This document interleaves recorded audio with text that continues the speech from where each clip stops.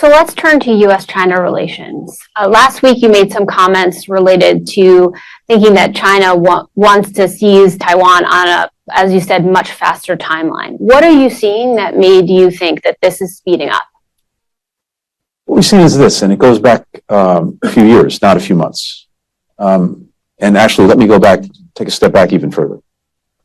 One of the hallmarks in the relationship, going back some 50 years, was the way that we handled the issues surrounding Taiwan. And in particular, there was a fundamental understanding in the relationship between Beijing and Washington that differences over Taiwan between Beijing and Taiwan would be managed peacefully, that there would be no unilateral changes to the status quo, and that fundamentally our interest was in peace and stability in the Taiwan Straits. That was the basic understanding. And that understanding held for decades. And I think it was very successful in doing a few things. It allowed Taiwan itself to flourish and its people to flourish. It also made sure, helped to make sure that there wouldn't be conflict between the United States and China over Taiwan. What's changed is this: a decision by the government in Beijing that status quo was no longer acceptable, that they wanted to speed up the process by which they would pursue reunification. And they also, I think, have made decisions about how they would do that, including exerting more pressure on Taiwan, coercion, making life difficult in a variety of ways on Taiwan, in the hopes that that would speed reunification, but also holding out the possibility, if that didn't work, of using force to achieve their goals. That is what has fundamentally changed, and we've seen that manifested in actions that China has taken, including with various military maneuvers in the Taiwan Straits, the deployment of forces, etc. Now,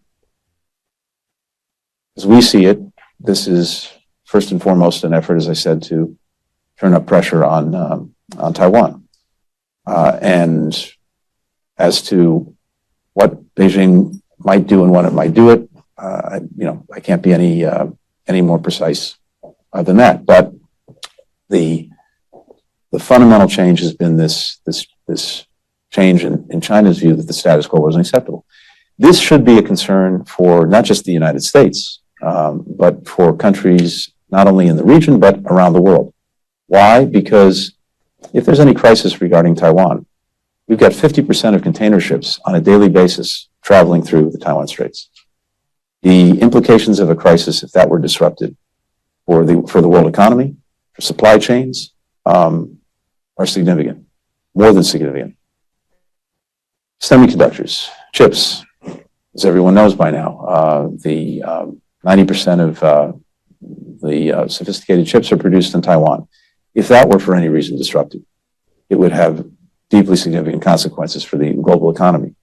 The chips that are in our cell phones, our dishwashers, our automobiles, if that's disrupted, if that's taken out of the supply chain, everyone has a big problem. So everyone has a very big interest, I think, in making very clear to all involved, starting with Beijing, that the world does not want to see any kind of crisis regarding Taiwan, any kind of disruption. And the world believes that these differences need to be resolved peacefully, and that peace and stability needs to be preserved in the Taiwan Strait.